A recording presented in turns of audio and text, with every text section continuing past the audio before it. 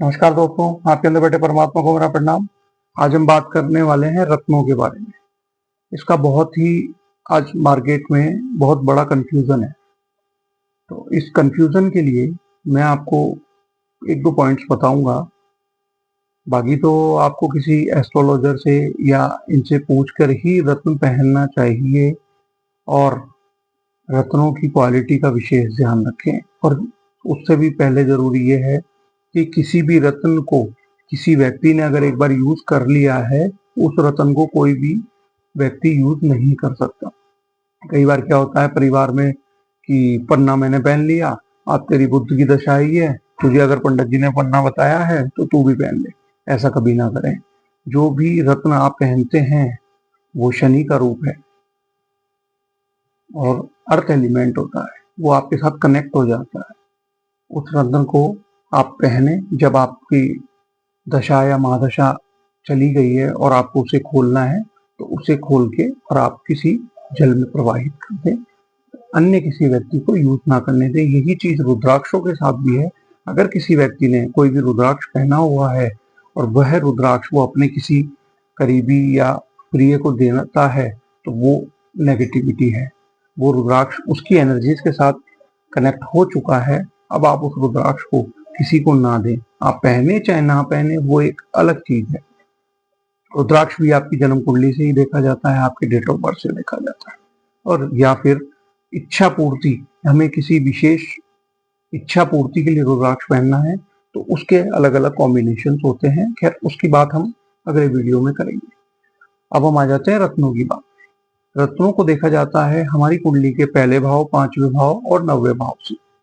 अब इनके जो स्वामी हैं वो अगर छठे या आठवें भाव में बैठे हैं तो इनके रत्न हमें अवॉइड करने चाहिए। हो सकता है कि हमारी कुंडली के स्वामी वो ही छठे या आठवें भाव में बैठे हों। तो होता क्या है कि इन रत्नों को पहनने से, इन जैसे शुक्र के हम बात करें, जो कि वृषभ लग्न की अगर कोई कुंडली है, उसमें पहले घर में 2 नंबर लिखा हुआ आएगा और 5वें घर के बाद जो छठा घर आता है उसमें 7 नंबर लिखा हुआ आएगा।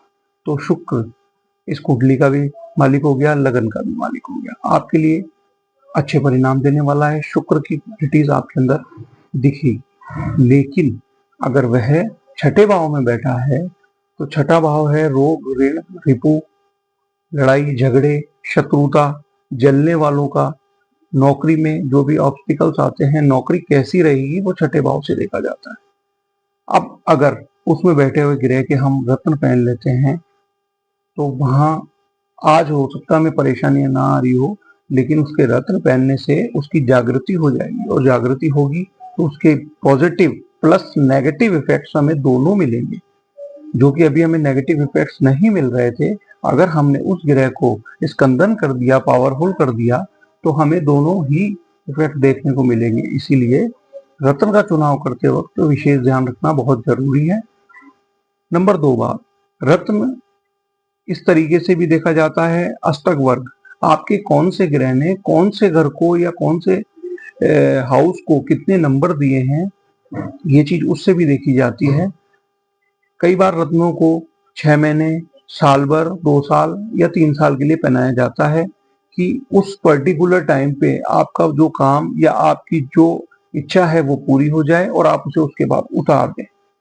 तो वो अष्टक वर्ग से डिसाइड किया जाता है, लेकिन ये कुछ समय के लिए किया जाता है। कई बार हमने लोगों को देखा है कि 20-20 साल से रत्न पहने हुए हैं। ऐसा ना करें। ये किसी भी रत्न की 6 से 7 साल की लाइफ होती है, उसके बाद वो आपको नेगेटिविटी ही देता है, पॉजिटिविटी नहीं देता। जिस पर्पस से आपने पहना है उस पर्पस का हल 6 से 7 साल वो रत्न आपको देगा। अपनी क्वालिटीज